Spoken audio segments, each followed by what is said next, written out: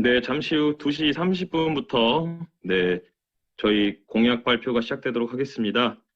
언론인 여러분께서는 모두 착석해 주시기 바랍니다.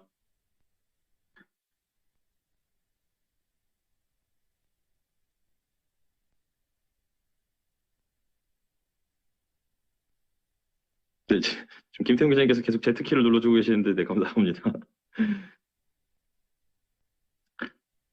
근데 저희가 아까 말씀드린 대로 여기 근처는 이제 어나운서, 그러니까 사회자 자리이기 때문에 이렇게 올라와 계시면은 본인의 목소리가 이제 저랑 같이 물릴 수가 있습니다. 그래서 아래쪽으로 잠시 아바타들을 이제 내려가 주시면 감사할 것 같습니다.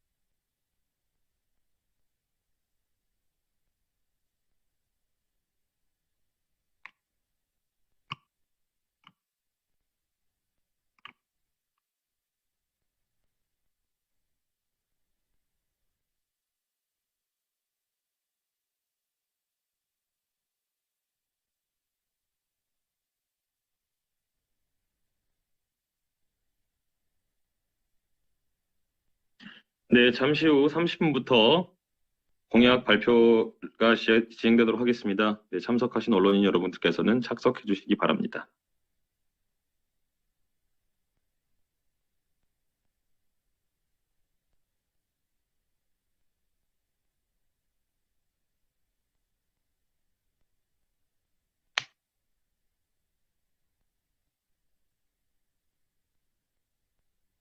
네, 지금부터 공약 발표를 시작하도록 하겠습니다. 안녕하십니까, 여러분. 오늘 준비된 미래 폴리버스 캠프 런칭과 함께 열리게 된 대한민국을 청년기회의 땅으로 만들겠습니다. 공약 발표에 오신 여러분들을 환영합니다. 저는 이번 공약 발표 사회를 맡은 국민의당의 공보팀장 장지훈입니다. 네, 오늘 대한민국을 청년기회의 땅으로 만들겠습니다. 청년 공약 발표 순서에 대해서 간략하게 말씀드리겠습니다. 제 말이 끝나는 대로 먼저 안철수 국민의당 대통령 후보의 PPT 자료와 함께 공약 설명이 있을 예정입니다. 이후 언론인 여러분과의 질의응답 시간이 예정되어 있는데요. 금일 공약에 관련하여 심도 깊은 질문과 답변이 오고 가길 고대합니다. 또한 이 공약 발표가 끝나는 시점부터 이 폴리버스 캠프는 전 국민에게 공개되어 누구나 접속하여 비대면 간담회 등 가상 공간에서만 가능한 다양한 행사도 진행될 예정이고요. 아까 설명드린 대로 이제 안철수 후보의 출마 선언식이 이루어진 국민광장, 매일 저녁 8시 안철수 소통 라이브가 진행되고 있는 방송국, 정책 공약을 소개하는 생각발전소, 지지자들과의 간담회가 진행될 카페테리아, 정책 제안 창구인 민원 상담소 등으로 구성되어 있고요. 어떤 후보를 찍어야 할지 알려주는 OX 퀴즈 등 캠프에 입장한 유권자들이 참여할 수 있는 콘텐츠도 준비되어 있으니 끝나고 바로 나가시지 말고 그 콘텐츠를 함께 즐겨주시면 감사하겠습니다. 자, 그러면 지금부터 공약 발표를 시작하도록 하겠습니다. 모두 키보드에 있는 Z키, 한글로는 키읔키를 눌러서 박수로 안철수 국민의당 대통령 후보를 환영해 주시기 바랍니다. 네, 후보님께서는 연단으로 오셔서 발표를 진행해 주시면 되겠습니다.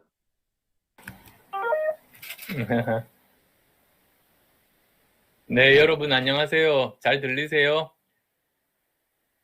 예, 공약 발표를 위해서 저희들은 메타버스가 아니고 메타버스에서 이렇게 또 만나 뵙게 됐습니다.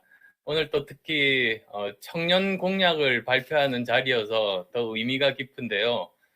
크게 청년 공약이 5가지 정도가 있습니다. 그래서 매일 하나씩 나눠서 발표를 하려고 합니다. 그래서 오늘은 이제 그 첫 번째 청년 공약 발표를 하려고 하는데요.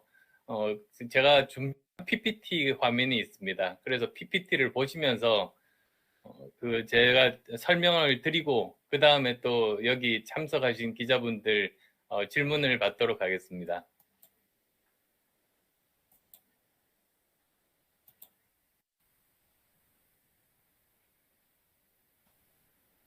지금 저 PPT 보이시죠? 예, 그럼 이제 설명을 좀 드릴게요. 청년은 나라의 미래입니다. 청년이 살아야 나라가 살고, 청년이 활발하게 움직일 때 그 사회는 역동적인 사회가 됩니다. 그러나 불행하게도 대한민국의 현실은 그렇지 못합니다. 못난 정치, 못난 정권이 청년의 꿈과 희망을 짓밟고 숨통마저 누르고 있습니다. 문재인 정권의 미친 집값, 거짓과 기만의 내로남불, 반칙과 특권의 불공정이 청년 분노의 시대, 청년 절망의 시대를 만들었습니다. 청년을 살리겠다는 정치권의 청년 인식 또한 저열하기 짝이 없습니다. 아직도 청년을 기득권 정치, 기성 정치의 장식품이나 동원의 도구 정도로 여기는 인식이 팽배합니다.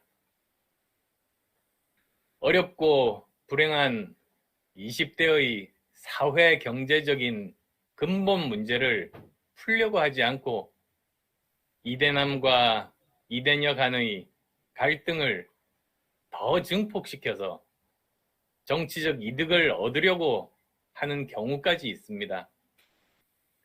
지금의 대한민국 청년 세대는 공정과 정의로움, 다양성과 탈이념의 실용적 사고를 가진 가장 건강한 세대입니다. 이 똑똑하고 성실한 청년들에게 대한민국은 절망의 땅이 아닌 기회의 땅이 되어야 합니다. 저 안철수 청년 공약 발표에 앞서서 기성세대의 한 사람, 책임 있는 정치인의 한 사람,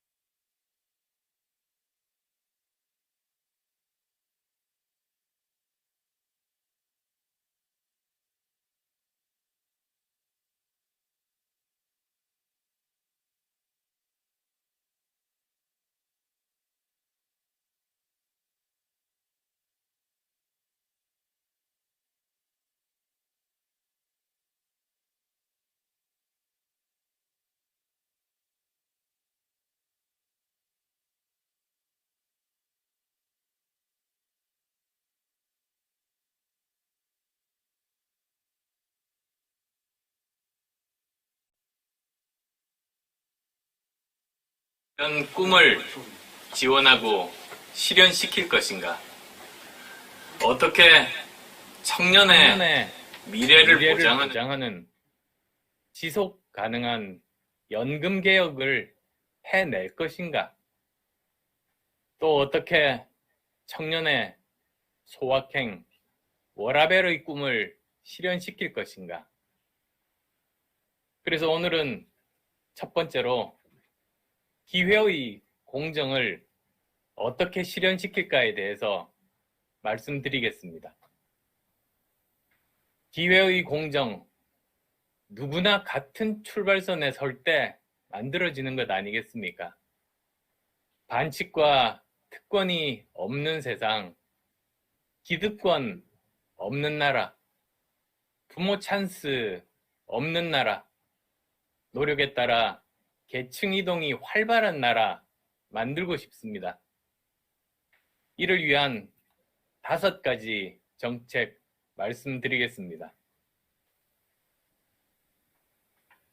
첫째로, 대학 입시에서 부모 찬스의 수시 전면 폐지하고 수능과 내신으로 평가하는 정시 전형으로 전면 전환하겠습니다. 공정한 대학 입시를 위해 수시를 폐지하고 정시 전형은 일반 전형 80%, 특별 전형 20%로 변경하겠습니다.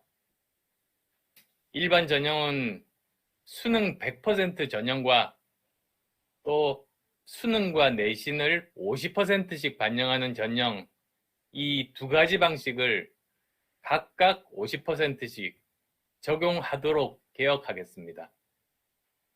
또한 수험생들의 기회를 보장하기 위해서 연 2회 수능 시험을 시행해서 좋은 점수를 전형에 반영하게 하겠습니다.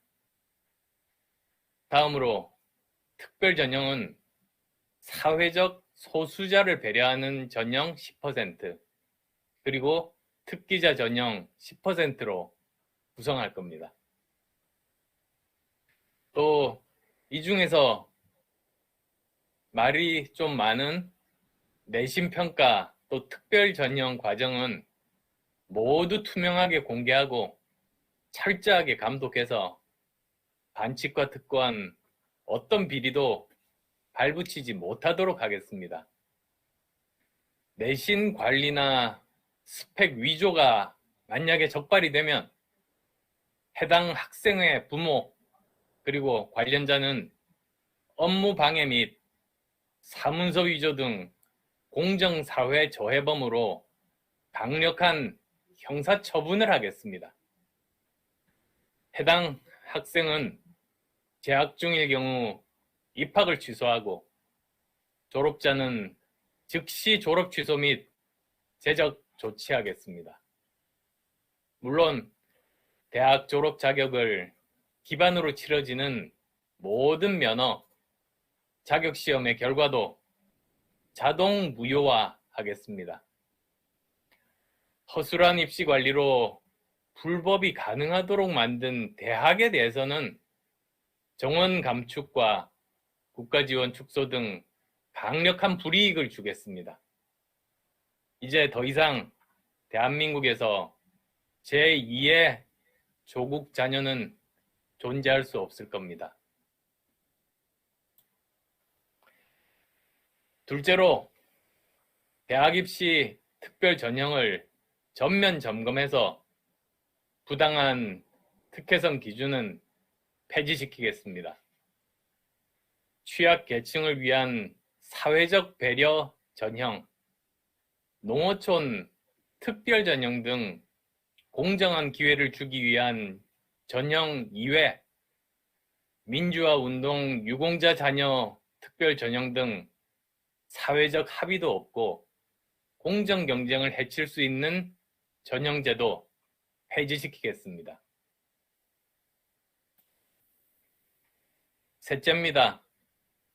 로스쿨을 나오지 않더라도 자격시험을 통과하면 로스쿨 졸업생과 함께 변호사 시험을 볼 수 있는 자격을 부여하겠습니다.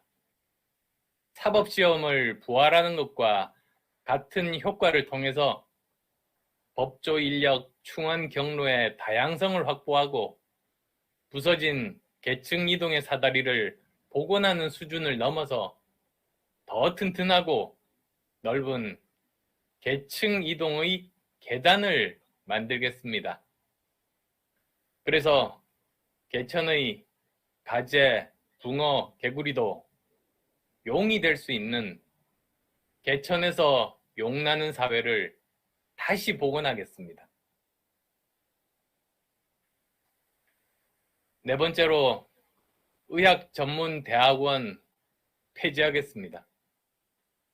의학은 인간의 생명을 다루는 높은 전문성과 사명감이 요구되는 영역입니다. 그렇기에 의료 인력은 철저하게 실력 중심으로 선발, 양성되어야 합니다. 부모의 지위나 정보력이 정말 손톱만큼도 영향을 미쳐서는 안 되는 영역이 바로 인간의 생명을 다루는 의학 분야입니다. 앞으로 다시는 부모의 사회 경제적 지위가 의사 자격을 보장하는 일은 없을 겁니다. 마지막 5번째로 고용 세습 및 채용 청탁 금지법을 통해서 현대판 음서 제도를 타파하고 기회의 공정을 보장하겠습니다. 채용 절차 공정화법 개정을 통해 기득권 세력의 채용 청탁이나 고용 세습이 발각될 때 채용 취소하고 관련자는 엄하게 처벌하겠습니다. 고용 세습이나 채용 청탁은 청년들의 공정한 취업 기회를 박탈할 뿐 아니라 사회 통합을 저해하는 요인입니다. 이를 근절해서 공정사회의 기본이 되는 채용의 공정성을 확보하겠습니다. 이상 5가지 기회의 공정 정책을 통해서 반칙과 특권, 부모 찬스가 작동하지 못하는 사회 만들겠습니다. 부모의 경제 사회적 지위가 자식의 불공정한 대학 입학과 취업으로 이어지고 기득권이 대물림되는 악순환 반드시 끊겠습니다. 이것이야말로 정권 교체를 넘어서 시대 교체로 가는 길 아니겠습니까? 누구나 실력이 있으면 청년들이 꿈을 이룰 수 있는 기회의 땅, 공정의 땅, 성공의 땅 대한민국을 안철수가 만들겠습니다. 내일은 청년정책 2차 공약으로 어떻게 하면 청년들의 군 복무기간 국가를 위한 병역 의무를 다하면서도 자기 개발의 기회가 공존하는 시간으로 만들 것인가에 대해서 말씀드리겠습니다. 경청해 주셔서 감사합니다.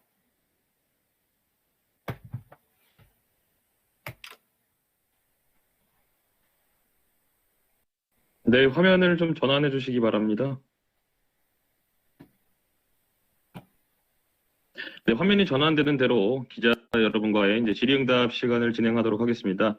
네, 방금 안철수 국민의당 대통령 후보의 공약 발표를 들은 소감으로 Z키를 눌러서 다시 한번 소감 발표를 해주시기 바랍니다. 네, 그러면 지금부터 질의응답 시작해 보도록 하겠습니다. 혹시 질문이 있으신 언론인 분께서는 Z키를 누르면 또 이제 변별력이 없으니까요. 지금 먼저 카메라 쪽으로 이동을 하신 분을 앞으로 모셔서 질문을 받도록 하겠습니다. 질문이 있으신 분은 아래쪽에 이제 카메라가 있는 쪽으로 이동을 해주시면 앞으로 모셔서 질문을 소화하도록 하겠습니다.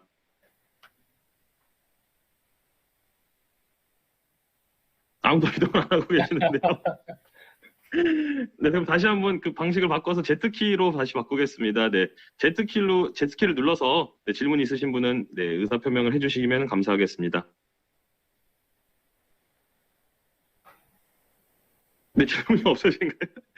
네, 그러면 질문이 있으신 분은 앞으로 연단으로 제 옆으로 아까 나오셔서 아까처럼 질문을 진행해 주시면 될 것 같습니다.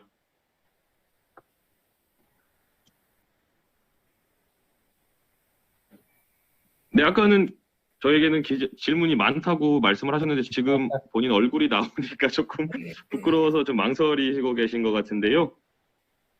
네, 괜찮으니까 앞으로 나오셔서 질문 진행해 주시면 될 것 같습니다.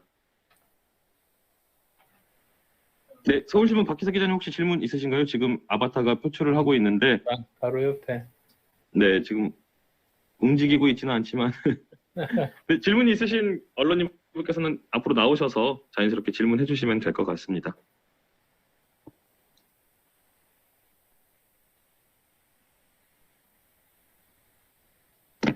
네, 그러면은 제가 지명하도록 하겠습니다. 혹시 저 밑에 계신 CBS 송영훈 기자님 혹시 앞으로 나와 주시겠어요? 혹시 제 목소리가 다들 들리시나요? 아마도 연결에 문제가 있을 수도 있을 것 같아서요. 네, 다시 한번 확인해 보겠습니다. 혹시 제 목소리가 들리신다면 Z키를 눌러서 네, 제 목소리가 들리는 걸 확인해 주시면 감사할 것 같습니다. 제 목소리가 들리시면 Z키를 눌러서 제 목소리가 들린다고 확인해 주시겠습니까? 지금 많은 분들께서 네, 목소리가 안 들려서 네, 이게 지금 잘 원활하게 진행되지 않고 있는 것 같습니다. 제가 잠시 시간을 주신다면 현재 기자분들께 다시 공지를 해서 네, 움직이기 시작하네요. 네, 잘 진행될 수 있도록 하겠습니다.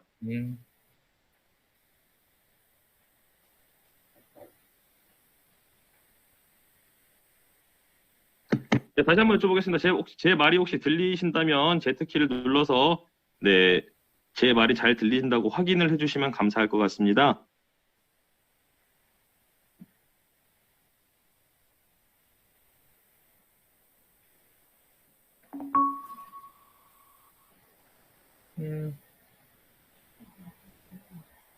네, 저희가 이제 처음으로 이렇게 메타버스로 정책의 최초로 진행하다 보니까 기술적으로 조금 익숙치 않은 부분이 있는 것 같습니다. 네, 지금 들리시는 분들을 지금 메트로 신문 기자님 계시네요. 음소거하고 말씀하시면 되겠네요.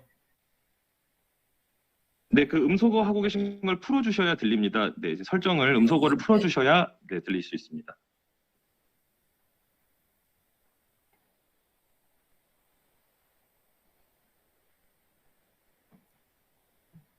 마이크 사선 있는 걸 눌러주시면 마이크가 됩니다.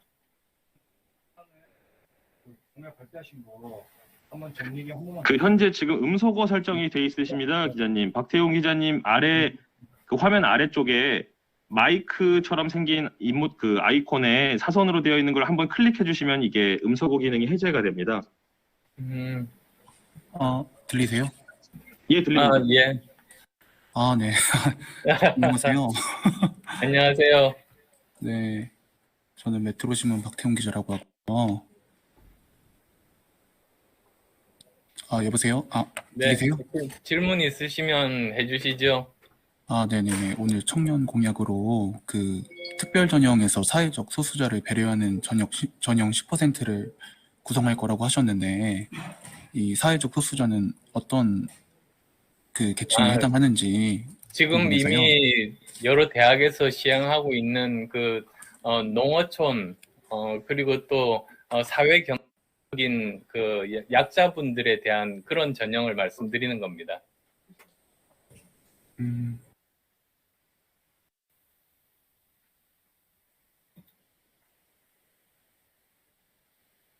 예, 또 다른 질문 있으신지요?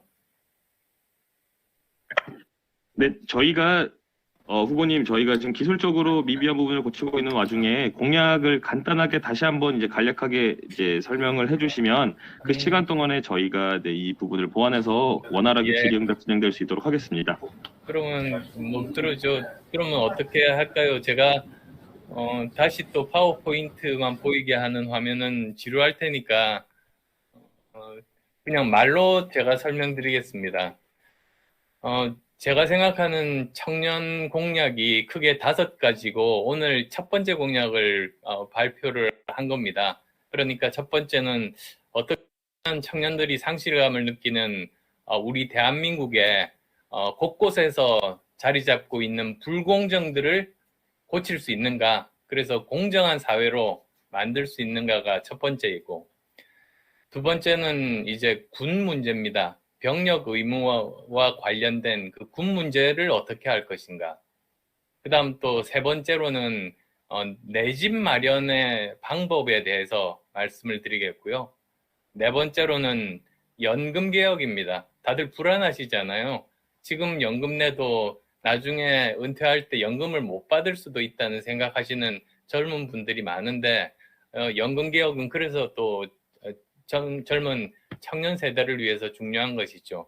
그리고 마지막으로 5번째로는 어떻게 청년의 소확행과 워라밸을 다 얻을 수 있는 그런 환경을 만들 것인가에 대한 겁니다.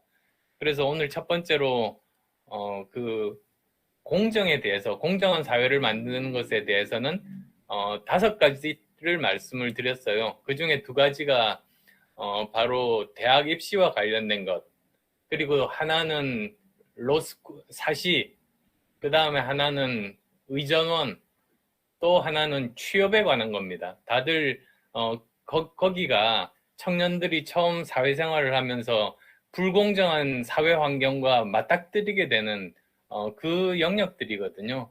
그래서 그 5가지를 어떻게 고칠 것인가에 대한 제 생각을 말씀을 드린 겁니다. 그래서 첫 번째로는 이제 대학 입시의 경우에 수시는 전면 폐지하고요. 이게 객관성이나 객관성들을 담보하기도 이제는 어렵고, 또 부모 찬스를 활용해서 꾸미는 그런 일들이 많았지 않습니까? 조국 사태가 대표적이었죠. 그래서 수시는 폐지하고 수능과 내신으로 평가하는 그런 대학 정시 전형으로 전면 전환하겠다. 그런데 이 정시 중에서도 일반 전형 학과, 특별 전형 이렇게 둘로 나눌 수가 있습니다. 그래서 일반 전형은 80%, 특별 전형은 20%로 하겠다는 거고요. 그리고 정시 일반 전형이 제일 관심이 많으실 텐데, 그 부분은 수능을 100%로 하는 방법과, 또 하나는 수능과 내신을 가지고 평가하는 2가지 방법이 있는데, 둘을 이제 50%씩 반반 해서 그 정시를 치르도록 하겠다는 겁니다. 그 다음에 특별 전형 같은 경우는 농어촌이나 또는 사회경제적인 약자분들 배려하는 전형을 10%, 그리고 특기자 전형을 10% 정도 하겠다. 그게 대학 입시를 공정하게 만드는 저 나름대로의 공약입니다. 그 다음 2번째로는 또 대학 입시에 관련된 건데, 사실 그 중에서도 보면 특별 전형 제도가 약간 그 불투명한 부분들 때문에 여러 가지 그 사회적인 위화감 조성부터 비롯해서 몇 가지 문제들이 있는 부분이 있습니다. 그래서 이 부분도 취약 계층을 위한 사회적인 배려라든지 농어촌 특별 전형 같은 부분은 반드시 있어야 되지만, 민주화 운동 유공자 자녀 특별 전형 같은 사실 사회적인 합의도 없고 공정한 경쟁을 해칠 수 있는 이런 전형들은 폐지하겠다는 그 말씀을 드렸습니다. 3번째로는 이제는 사법시험이 없어져 가지고 이제는 로스쿨을 졸업해야만 변호사가 될 수 있지 않습니까? 그래서 45할에 대한 그런 이야기들이 많았습니다. 그래서 저는 로스쿨을 졸업하지 않더라도 일정한 자격시험만 통과하면 다른 로스쿨 출신들과 마찬가지로 변호사 시험을 볼 수 있도록 하겠다. 그게 사실 49할의 효과를 얻으면서 동시에 우리 변호사가 되는 분들, 법조인들의 다양성도 확보하고 계층의 사다리를 다시 복원하는 그런 일이 될 수 있을 거라고 생각합니다.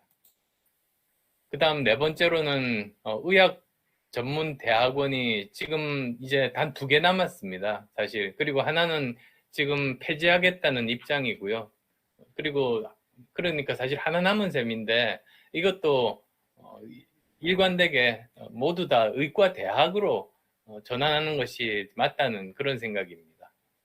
그리고 마지막 5번째로는 취업에 관련돼서 고용 세습 또 채용 청탁 때문에 상실감을 느끼는 청년들이 많지 않습니까? 그래서 이런 일은 절대로 없도록 법으로 규정하고, 이것을 어길 때는 그 해당자와 회사 모두 이렇게 형사처벌까지도 가능할 정도로 엄중하게 이렇게 관리를 하겠다, 그겁니다. 그렇게 해야만이 청년들이 처음 사회에 진출할 때 이렇게 부딪히는 많은 부분들에 대한 불공정이 저는 상당 부분 해소될 수 있을 거라는 생각입니다. 이 정도가 제가 오늘 설명드린 내용이었습니다. 네, 감사합니다, 후보님. 저희가 문제점을 발견을 했는데요. 이 마이크가 없으신 기자님들이 많으셔서 저희가 이제 이 육성으로 진행을 하는 게 원활하지 않았습니다. 그래서 저희가 따로 이제 채팅으로 질문을 수합을 했는데요. 이 질문을 제가 대신 전달 드리도록 하겠습니다. 예, 먼저 메트로시면 박태용, 그러시구나. 예, 아니, 마이크가 없으신 노트북으로 하셨나 보네요. 네, 이게 이어폰을 또 따로 꽂고 이제 들으시는 분들이 많습니다. 카페 등에서 이제 진행을 하게 되면. 근데 그 이어폰에 마이크가 달려있지 않으면 저 이 마이크 기능이 활성화되지가 않아서요. 그렇죠. 듣기만 하고 말은 전달이 안 되는군요. 예, 알겠습니다. 네, 이 부분은 보완해서 앞으로 정책 발표나 공약 발표, 간담회 등에 잘 참고하도록 하겠습니다. 제가 질문 대신 전해드리겠습니다. 이제 메트로신문 박태용 기자님 질문입니다. 고용세습 및 채용청탁금지법을 통해 현대판 음서제도를 타파하고 기회의 공정을 보장하겠습니다. 라고 하셨는데 기업의 내부 고발자는 구체적으로 어떻게 보호하실 건지 궁금합니다. 미국에서 현대차 엔진 결함 내부 고발자에게 280억 포상금을 준 것처럼 채용청탁 내부 고발도 포상금을 높이는 방안도 고려하십니까? 라고 질문이 있었습니다. 네, 일단은 그 내부 고발자에 대해서 뭐 기업뿐만 아니라 관공서를 포함해서 규정이 있지 않습니까?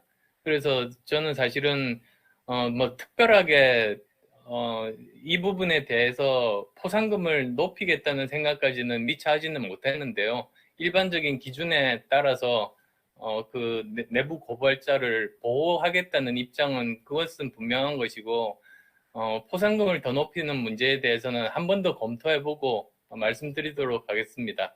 정말 좋은 제안이셔서요. 감사드립니다.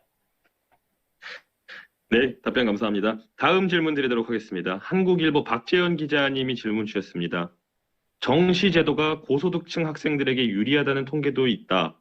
입시제도에서 소득에 따른 교육 격차 문제는 어떻게 보완하실지 궁금합니다. 라고 질문 주셨습니다.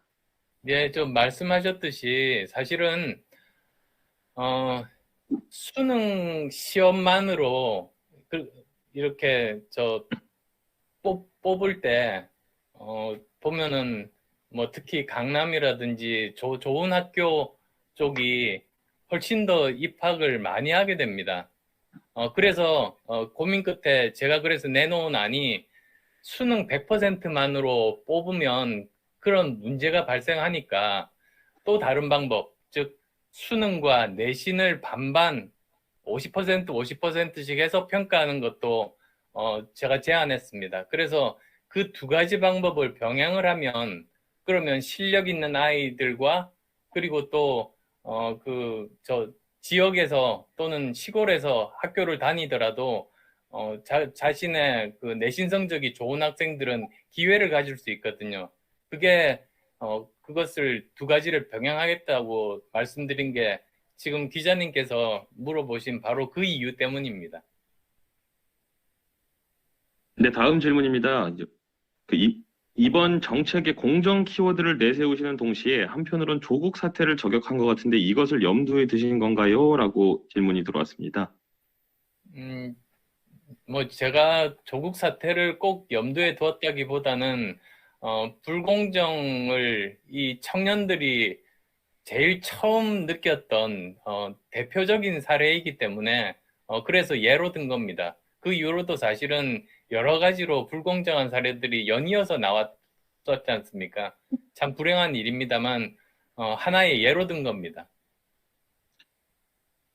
네, 답변 감사합니다. 다음 질문 드리도록 하겠습니다. 청년 공약 중에 대입 공약을 가장 먼저 제시한 이유가 무엇인지, 그리고 정시 예. 확대를 할 경우에 공교육보다 사교육이 비대해질 것이라는 지적에 대해서는 어떻게 보완할 수 있는지 궁금합니다. 라고 질문 주셨습니다. 두 가지 질문이죠. 그래서 예.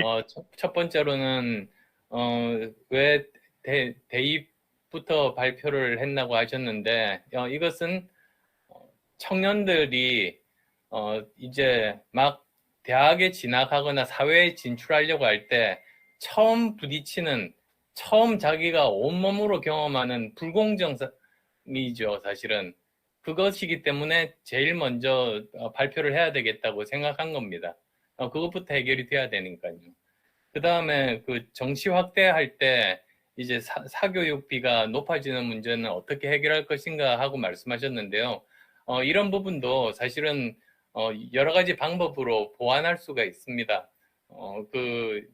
제가 우선은 크게 보면 이 수능만으로 뽑게 되면 사실은 기자님께서 말씀하신 이런 오히려 강남에 학원가 쪽에 그 높은 그런 비용을 가지고 사교육을 받는 학생들이 성적이 좋고 많이 들어가고 그런 문제가 심화될 가능성이 있거든요. 그래서 저는 그 방법만으로 뽑는 것은 저는 좋은 방법이 아니다. 그래서 이 수능뿐만 아니라 내신도 함께 평가하는 방법을 그렇게 두 가지를 이렇게 내세우는 것이고요. 그리고 이제 제가 대통령이 된다면 이런 부분들에 대해서 사교육비를 낮출 수 있는 여러 가지 방법들을 찾을 겁니다. 근데 제일 간단한 방법 중에 하나가 매년 고치지 않는 겁니다. 매년 입시 제도를 고치는 바람에 그게 선생님들도 고쳐진 제도가 어떤 건지 이해를 잘 못하셔서 오히려 사교육이 더 커지는 그런 결과를 낳았습니다. 그래서 일단 집권 1년차 때 이렇게 대학 입시 제도를 정착을 시키면 이것을 변경하지 않고 계속 지속적으로 나갈 수 있게, 그러면 또 자연적으로 사교육은 줄어들게 될 겁니다. 예측 가능하면 사실은 사교육이 줄어드는 효과가 있거든요. 네, 다음 질문 소개해드리도록 하겠습니다. 지금 질문을 두 가지를 주셨는데요. 저희가 오늘은 정책 공약 발표 기자 간담회이기 때문에 현안 문제는 저희가 또 다른 자리를 잡아서 설명드릴 수 있는 자리를 마련하도록 하겠습니다. 네, 이투데이 박주상 기자님이신데요. 공약이 세부적으로 잘 짜여진 느낌인데 혹시 청년들이 공약 만드는 과정에 직접 참여했는지 궁금합니다라고 질문을 주셨습니다. 예, 비밀을 약간 들킨 것 같은데, 사실 저희 캠프에 청년들이 참 많습니다.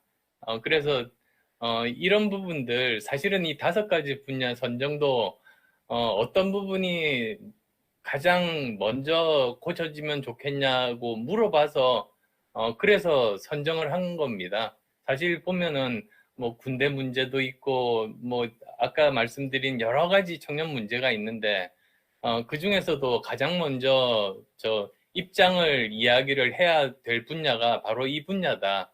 그렇게들 저희 20, 30대 MZ세대 여기 당직자라든지 또는 지지자분들이 말씀을 해주셨기 때문에 이렇게 정확하게 골라서 발표를 하게 됐습니다. 네, 감사합니다. 다음 질문 이어가도록 하겠습니다. 네, 아시아경제 금보령 기자님의 질문이신데요. 의학전문대학원을 폐지하겠다고 하셨습니다. 그러나 지방에서는 의료 인력이 부족해 의사 정원을 늘려야 한다는 등 공공의대 설립 정책 등 얘기가 나오고 있습니다. 코로나 시대에도 의료 인력이 부족해 확충해야 한다는 얘기가 들려오는데요. 이런 상황에서 의전을 폐지한다면 의사 부족은 어떤 방법으로 해결하실 예정이신지요? 또한 실력 중심으로 선발 양성돼야 한다고 하셨는데 오로지 높은 수능 및 내신 성적으로만 해야 한다는 것인지 아니면 그 외 고려해야 할 다른 부분이 있어야 하는 건지요? 라고 질문 주셨습니다. 우선은 의학 전문 대학원을 폐지해서 아예 없앤다는 뜻이 아니고요.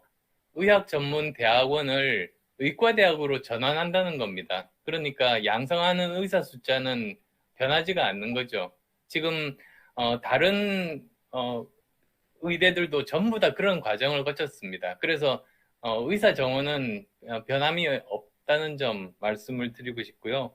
그 다음에 전체적으로 사실 공공의대 설립 작년에 크게 이슈가 됐었는데 그것에 대해서는 사실 이건 따져봐서 정책적으로 결정을 해야 될 부분입니다.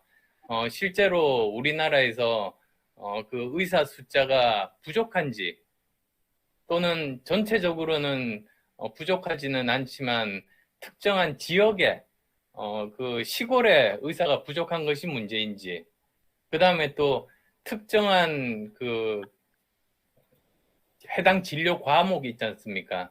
그러니까 제일 중요한 게 내과, 외과, 소아과, 산부인과, 내외산소라고 불리는 거거든요. 근데 그쪽에 보면은 자꾸 수련이 숫자가 굉장히 줄고 있는데 거기가 사실은 의사들이 제일 중요한 부분이거든요. 그래서 이 문제를 또 어떻게 해결할 것인가. 사실 이게 문제가 그냥 아마 뭐 의사 전체 숫자만 생각하실지 모르지만 사실은 다뤄야 될 주제가 굉장히 복잡합니다. 그리고 이게 중요한 게 뭐 예를 들면 신경외과 의사가 굉장히 힘들거든요. 근데 아무도 안 간다. 몇 년 있으면 이제 없어지면은 어떻게 할 겁니까?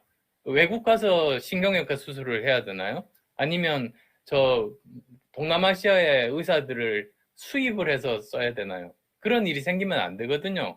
의사 한 사람을 제대로 수련받고 좋은 의사가 되게 하려면 10년도 부족합니다. 그래서 이런 문제들에 대해서는 뭐 제가 의사 출신이기도 하니까 이 부분은 이게 장기 계획입니다, 사실은. 정권이 바뀌더라도 변함없이 지속돼야 되는 의료 인력 수급 계획, 그것도 장기 계획을 다음 정부에 제대로 세워가지고 정확하게 맞는 그런 그 방법을 찾아야 된다고 생각해요. 그리고 또 거기서 우리가 염두에 두는 것이 고령화가 급속하게 진행되고 있거든요. 그렇게 되니까 또 그 부분에 대한 의료 인력들, 의사뿐만 아니라 간병 인력이라든지 간호사라든지 여기까지 사실 복합적으로 전부 다 따져봐야지 되는 것이죠.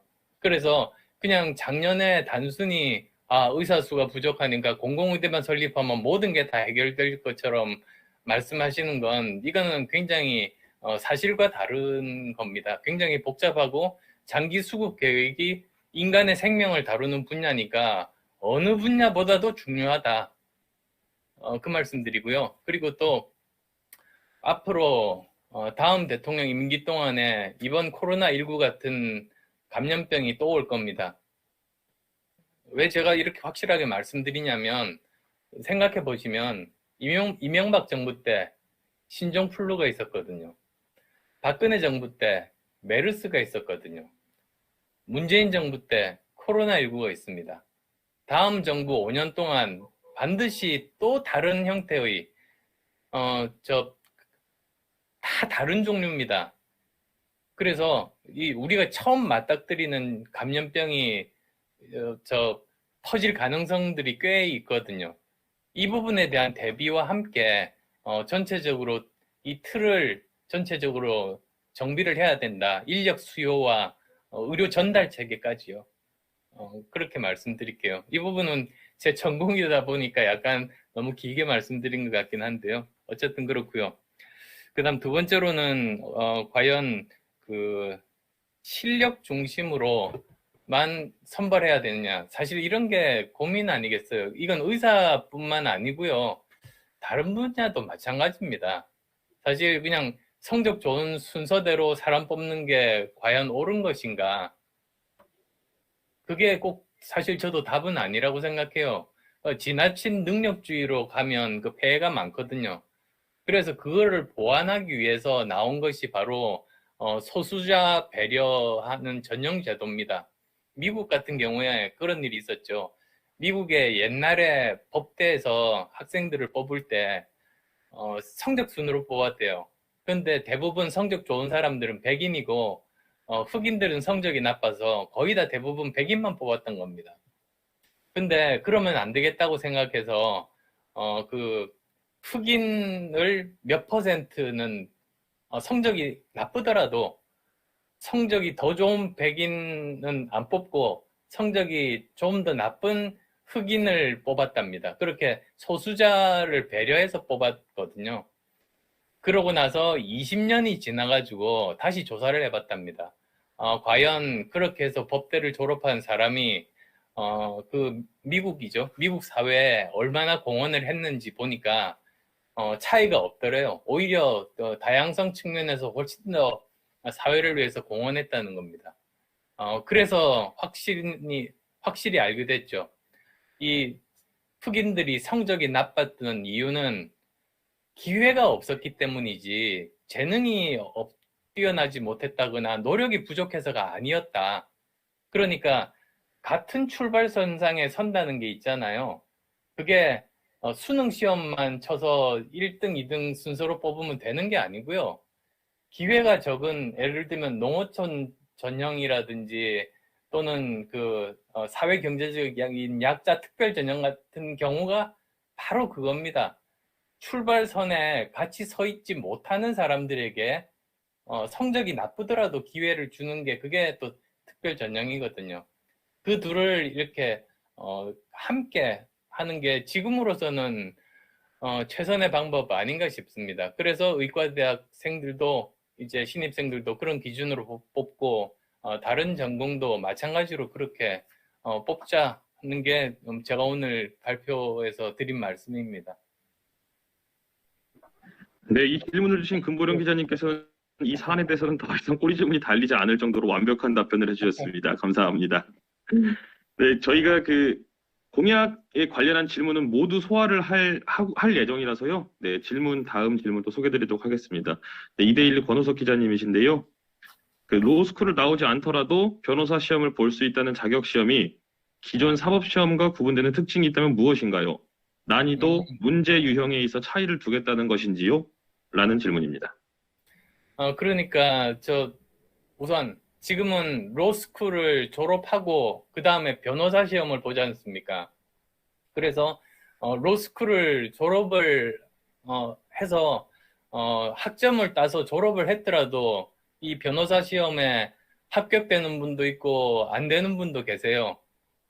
그래서 사실은 로스쿨을 졸업하면 기본적으로 어느 정도 갖춰야 되는 지식들이 있는데 그 정도 수준의 예비 시험, 자격 시험을 신설하자는 겁니다. 그래서 그 시험을 통과하면 로스쿨을 졸업하지 않은 분들도 로스쿨을 졸업한 분들과 거의 비슷한 실력을 가지게 되니 그분들은 같이 변호사 시험을 치면은 그게 새로운 기회의 사다리를 하나 더 만들어 드리는 것이다. 그 뜻입니다. 네, 로스쿨 관련해서 질문이 더 들어와 있는데요. 네, 경향신문 조문희 기자님께서 로스쿨은 도입 취지 중엔 법조 다양성 확대도 있었는데요. 입시 공정성이 다양성보다 더 중요하다고 보시는지요? 조화시킬 수 있는 방안이 혹시 있으신 건지 궁금합니다. 라고 질문을 주셨습니다. 예, 사실 지금 우선은 공정성이 너무나 문제가 많이 돼서 이 공정성에 대해서 집중해서 오늘 말씀을 드렸습니다만 말씀하신 대로 다양성이 정말로 중요하거든요. 그거는 모든 직업군에서 사실은 마찬가지입니다. 어떻게 다양성을 이제 확보할 것인가? 그 중에 한 방법이 또 제가 오늘 말씀드린 이 방법이 될 수 있는 거죠. 로스쿨을 졸업하시지 않더라도 자격 시험을 통과하면 변호사 시험을 볼 수 있게 하는 것도 다양성을 확보하는 방법 중에 하나가 될 수 있거든요. 그 다음에 또 사실은 이제 로스쿨의 입학생들 있잖아요. 로스쿨 입학 과정에서도 사회 경제적인 약자분들께 지금보다도 장학금을 더 늘려서 기회를 더 주고 사실 로스쿨 입학 과정에서도 이런 다양성에 대한 고려가 있어야 된다고 생각합니다. 오늘 주제는 아니어서 말씀은 안 드렸었는데 좋은 질문 감사합니다. 네, 그 좋은 질문을 주신 경향신문 조문희 기자님께서 또다시 한 가지 질문을 주셨는데요. 네, 청년 기본소득, 청년 도약 계좌처럼 청년의 자금 지원하는 정책은 따로 없으신지도 궁금합니다. 그리고 없다면 이재명, 윤석열 후보의 정책을 어떻게 평가하시는지요? 라고 질문이 와 있습니다.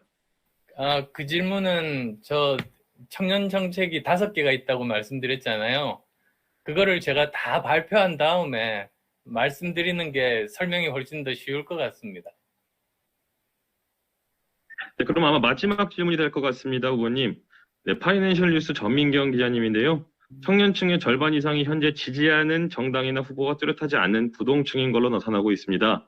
원인을 어떻게 분석하고 계신지, 이제 더불어민주당과 국민의힘이 청년 공약을 열심히 내고 있음에도 양당을 선뜻 선택하지 못하는 이유가 무엇이라고 보시는지 궁금합니다. 라는 질문입니다. 정치에 대한 불신 때문 아니겠습니까? 사실 지금까지 정치인들이 선거 때만 말을 하고 공약 실제로 안 지킨 경우가 얼마나 많습니까? 대통령 선거 때도 마찬가지거든요. 그러다 보니까 거대 양당에서 이야기를 해도 믿지를 못하는 거죠. 그 이유가 저는 이렇게 생각합니다. 보통 이제 대통령 선거에서 그 공약을 후보가 사실은 함께 논의 테이블에서 전문성이 좀 없더라도 직접 논의 과정에 참여해서 모르면 질문도 하고 하면서 공약을 만드는 게 제일 이상적인 방법이거든요. 저는 그렇게 했습니다. 거의 모든 공약을 다 그렇게 했거든요. 그래서 제가 공약에 대해서는 누구보다도 이해도가 깊은 편인데, 그런 과정을 거치지 않고 다른 전문가가 만들어주는 공약을 그냥 발표를 하게 되면 어떤 일이 생기냐? 만약에 그런 분이 대통령에 당선이 됐다고 하면 읽은 내용은 머릿속에 원래 없는 거니까요.